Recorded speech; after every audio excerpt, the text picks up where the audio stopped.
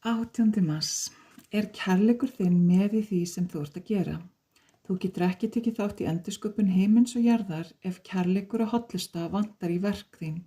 Sjáðu til þess að það sem þú gerir sé gert mér til heiðurs og dýrðar. Skiptir engu máli hvað það er.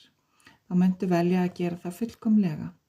Muntu að vinna aldrei verk af því að þú verður að gera það. Ef viðhorf þitt er þannig, jafnvel áður en þú framkvæmir, dragðu þig þá í hlé, leitaðu náðar og fyndu samhljóð.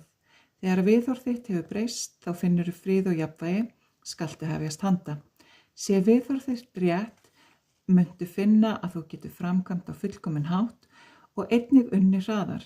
Því fleiri mannverur sem geta unnið í réttum anda, það sem þarf að gera, því fyrr verður himnaríki mitt komið til jarðar.